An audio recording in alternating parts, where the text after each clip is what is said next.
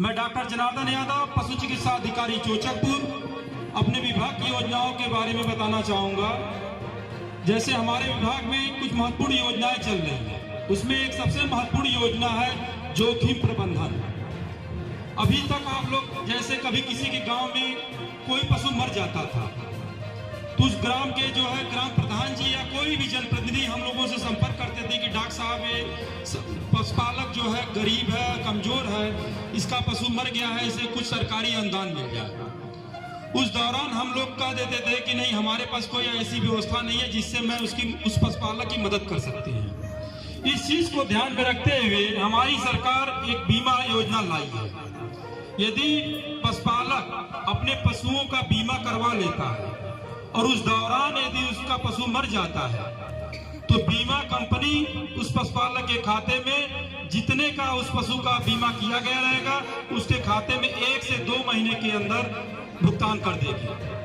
बीमा 1 साल और 3 साल का होता है। बीमा करवाने में बहुत ज्यादा कठिनाई नहीं है। जो भी पशुपालक इच्छुक हो वो अपना नाम और मोबाइल नंबर नोट करके यहाँ पे नोट करवा दे हमारे पास, या अन्यथा हमारे राजकीय पशु चिकित्सालय करंडा पे नोट करवा दे। जैसे ही एजेंट आएगा हम उस एजेंट को बता देंगे और वो आपके घर पे जाएगा, आपके पशुओं का बीमा करेगा। बीमा में कुछ नहीं करना है, बता रहा हूँ। बीमा में कुछ करना नहीं है, आपका आधार कार्ड लगेगा और मोबाइल नंबर नोट होगा और बीमा राशि जो है 350 के आसपास लगेगी, 350, और 1 साल का बीमा होगा। ठीक है, प्रयास ये करें कि सभी पशुपालक अपने अपने पशुओं का बीमा अवश्य करवा लें। ठीक है। दूसरी महत्वपूर्ण योजना है राष्ट्रीय गोकुल मिशन। अभी तक आप लोग राष्ट्रीय पशु चिकित्सालय करंडा में जा रहे होंगे तो अपने अपने पशुओं का जब कृत्रिम गर्भाधान करवाते रहे होंगे तो 30 रुपया शुल्क राष्ट्रीय पशु चिकित्सालय पे लगता रहा होगा, पर हमारी सरकार अब इसे पूर्णतः निःशुल्क कर दी है। यदि आप अपने गाय और भैंस का ले जा करके कृत्रिम गर्भाधान राजकीय पशु चिकित्सालय पे करवा रहे हैं तो अब इस चिकित्सालय पे इसका कोई शुल्क नहीं लगता है। ठीक है, प्रयास ये करें कि सभी लोग राजकीय पशु चिकित्सालय पे जाएं और अपने अपने पशुओं का कृत्रिम गर्भाधान करवाएं। साथ में उस पशु का रजिस्ट्रेशन भी किया जाएगा। कान में पशु का छल्ला लगेगा और उनका रजिस्ट्रेशन किया जाएगा, जिसमें आधार कार्ड उसका नंबर लगेगा और मोबाइल नंबर, और उपरोक्त पशु के पशुपालक के मोबाइल नंबर पे 2 OTP जाएगा, एक उस पशुपालक के रजिस्ट्रेशन का, दूसरा उस पशु के रजिस्ट्रेशन का। तो प्रयास ये करें कि जो भी चिकित्सालय पे जाएं और पशुओं को लेकर कृत्रिम गर्भाधान करवाना है तो अपना मोबाइल नंबर अवश्य ले जाएं। तीसरी महत्वपूर्ण योजना है वर्गीकृत सीमन। अभी तक आप लोग अगर प्राइवेट में बछिया का सीमन चढ़वा रहे होंगे तो 1200 से 1400 रुपए शुल्क देते रहे होंगे, परंतु अब इसे भी हमारी सरकार राजकीय पशु चिकित्सालय पे यदि आप अपने बछिया का सीमन चढ़वाते हैं तो 100 रुपए, मात्र 100 रुपए शुल्क है।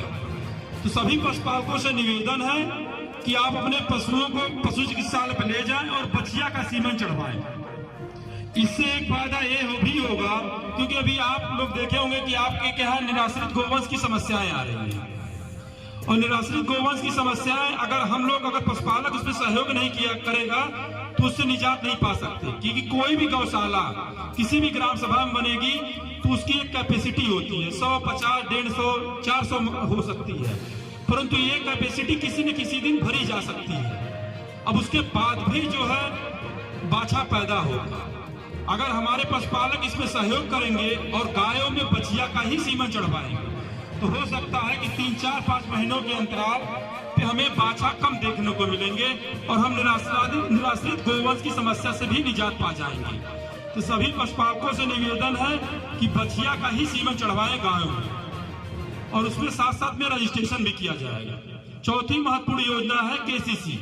जैसे अभी आप लोग अपने जमीन पे लोन लेते रहे होंगे, अब हमारी सरकार पशुओं को भी आपकी संपत्ति मानते हुए उस पर लोन दे रही है।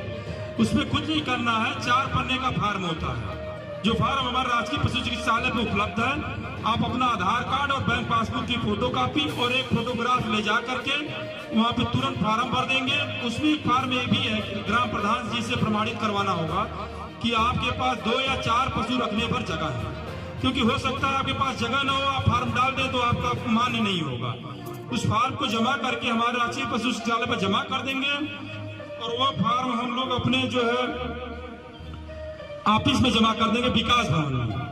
वहां से उस संबंधित बैंक को भेज दिया जाएगा और उस बैंक के फील्ड अफसर आपको उस मोबाइल नंबर पे संपर्क करेंगे और केसीसी की कार्रवाई पूर्ण करेंगे। ठीक है, धन्यवाद।